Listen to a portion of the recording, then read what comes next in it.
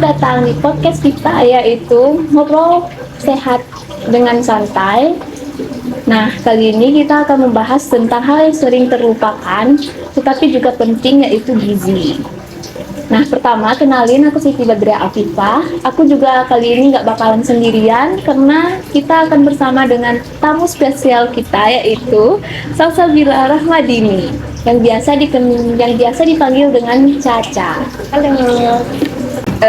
Ngomong-ngomong nih, Cal, yang pertama nih, aku mau nanya kabarnya gimana nih, kalau boleh tahu? Alhamdulillah sehat, baik banget walaupun cuaca lagi hujan ya hari ini. Makasih juga loh sih buat udah undang aku ke podcast ini. Aku senang banget dapat kesempatan buat ngomongin tentang gizi. Karena sebenarnya banyak banget hal penting yang rupanya sangat kecil tapi berpengaruh besar pada tubuh kita. Nah, benar. Nah, tapi kan, Ca, kali ini kita ngobrol-ngobrol santai aja ya, buku tebalnya nggak usah dibawa. Siap kan? Siap banget, gas aja sih Bat. Nah, Ca, gizi itu kan sering dibilang pola hidup sehat. Tapi menurutmu kenapa sih gizi seimbang itu penting? Jadi gizi seimbang itu tuh kayak bensin untuk tubuh kita. Kalau bensinnya tidak cukup, kita pasti tidak bisa jalan secara maksimal. Tapi kelebihan itu juga tidak baik sih buat tubuh kita. Jadi sebenarnya kunci gizi seimbang itu ada dalam porsi makan kita. Porsi makan itu harus ada sayur, karbohidrat, protein. Pokoknya semuanya itu harus udah pas porsinya. Oh, jadi bukan cuma makan nasi sama gorengan ya? Kan, Ketahuan dong kalau makanku. nggak apa-apa kok sih Bat. Tapi kalau makan nasi goreng setiap hari mah bukan pola makan seimbang, itu mah pola makan miring sih Bat. Emang kuncinya itu pokoknya ada dalam porsi tubuh kita. Tapi asalkan kamu makannya tambah sayur sama protein, insya Allah aman sih. Jangan lupa juga minum air ya. Oke. Ca, aku mau tanya nih, kamu pernah nggak sih punya tantangan dalam menjaga pola makan sehat gitu? Pastinya punya ya. Tapi tantangan terbesar menurut aku pastinya di mengatur pola waktu makan. Karena kan kadang aku sibuk. Yang harusnya kita makan 3 kali sehari, malah makannya 2 kali atau nggak sekali sehari. Tapi itu tidak sehat ya, jadi nggak boleh tiru. Karena kalau kita cuma makan 2 atau 3 kali sehari, 2 atau 1 kali sehari itu memperlemah tubuh kita karena kita perlu mengonsumsi makanan untuk meningkatkan energi. Kan kalau kita tidak makan ya aktivitas kita pasti terganggu dan memperlambat. Itu sih menurut aku tantangan yang paling besar. Oke. Kalau kami boleh tahu nih, makanan favorit Caca apa nih yang sehat-sehat? Ya kalau aku lagi makan di luar kadang aku mesennya capcay sih, sama kalau ngemil aku sukanya ngemil buah karena lebih segar kan daripada micin gitu. Apalagi kalau malam makannya. Tapi kadang-kadang aku masih makan juga kok junk food, kayak nih sekarang kita aja makannya kentang, sosis, nugget, kan junk food juga ya itu. Tapi nggak apa-apa kok kadang-kadang. Nah, Ca, aku mau nanya nih, menurut kamu apa sih manfaat dari minum air putih dan seberapa banyak yang harus kita konsumsi di setiap harinya nih? Kalau dari hasil penelitian sih bagusnya kita minum air putih itu 8 gelas atau 2 sampai 3 liter. Kalau manfaat air putih itu pasti penting banget ya di tubuh kita karena air putih itu bisa membuat kita lebih fokus untuk mengerjakan sesuatu, sama menghindari kita dari dehidrasi, sama mengurangi resiko penyakit jantung dan meningkatkan kualitas kulit kita juga. Ya sih, sering ya pas kita nggak fokus sering dibilang pasti kurang minum aqua. Iya, tapi nggak boleh tahu nyebut merek. Oh, nih Ca, aku mau nanya nih, kamu pernah nggak sih dengar tren diet keto gitu? Pernah. Nah, itu cocok nggak untuk semua orang? Resikonya apa aja tuh kalau boleh tahu? Menurut aku kalau diet gitu tidak semua orang bisa langsung cocok ya, karena metabolisme setiap orang kan pastinya berbeda-beda. Daripada kita diet, resikonya kan lebih parah kan, bisa memperburuk metabolisme tubuh kita, sistem pencernaan, bisa diare, sembelit atau sebagainya.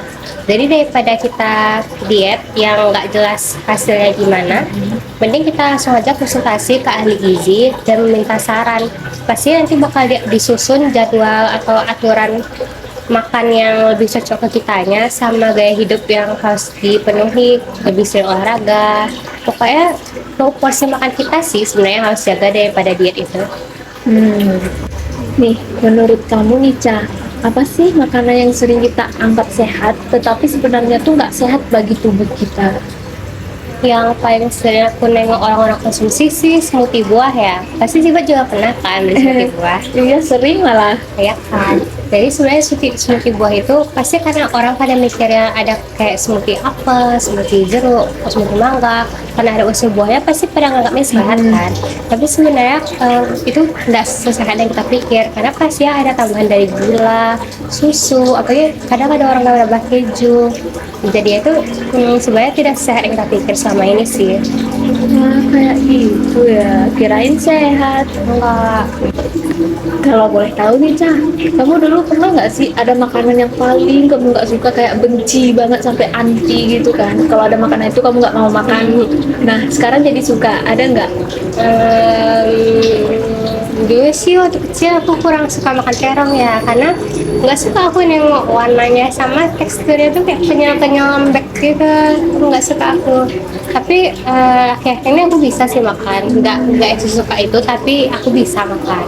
Akhirnya ya. Iya, kalau Sibat ada nggak makan yang dulu nggak suka tapi sekarang bisa lah dimakan tuh malah jadi suka banget? Ada. Kalau dipikir-pikir, ada. Aku tuh nggak suka ikan. Pokoknya tuh ikan tuh menurut aku tuh banyak tulangnya, susah untuk dimakan gitu kan, karena banyak tulang. Terus juga kadang-kadang ada pahit gitu. Nah, jadi aku nggak suka makan ikan. Iya, waktu kecil sama sih aku juga kurang suka ikan gara-gara ribet kan bisa misahin tulangnya. Tapi tahu nggak sih sebenarnya ikan itu sangat apa?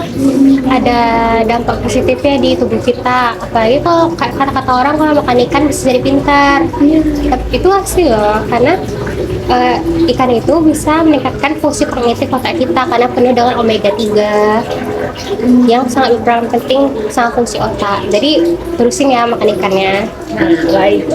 Tapi nggak apa-apa loh, kamu sekarang lagi suka makan ikan. Oh, bagus banget. Sushi boleh, sushi? Sushi boleh. Ikan loh. Aku penasaran nih, Ca. Aku kan udah pernah dengar-dengar nih tentang mitos-mitos gizi gitu. Teman-teman juga pasti nih pernah dengar. Katanya kalau kita makan malam bisa bikin kita gendut. Itu benar nggak sih, Ca? Salah loh itu sih buat mitosnya.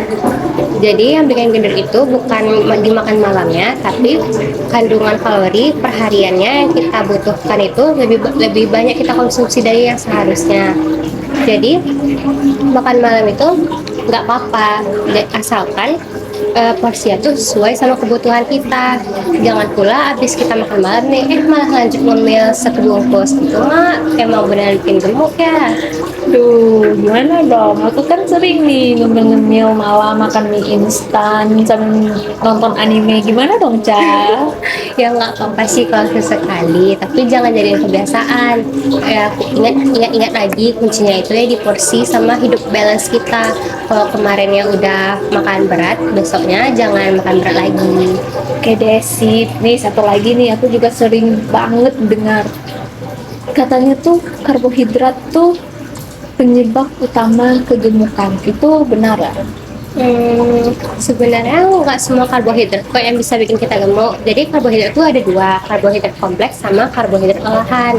Karbohidrat kompleks itu seperti makanan yang gandum sama sayuran. Kalau itu menyehatkan tubuh kita. Sedangkan karbohidrat olahan seperti makanan cepat saji sama manisan, nah itu tuh yang bikin tubuh kita menjadi lebih berisi dan tidak sehat.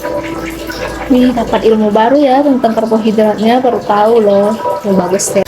Wah, nggak terasa ya, Ca, kita udah ngobrol beberapa menit nih.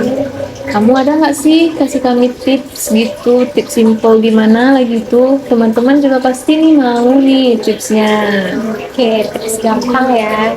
Yang pertama nih, makan kita tuh harus warna-warni piringnya.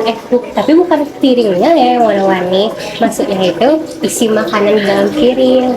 Harus ada dari sayur, karbohidrat, protein, lemak. Pokoknya yang pas sehat 5 sempurna.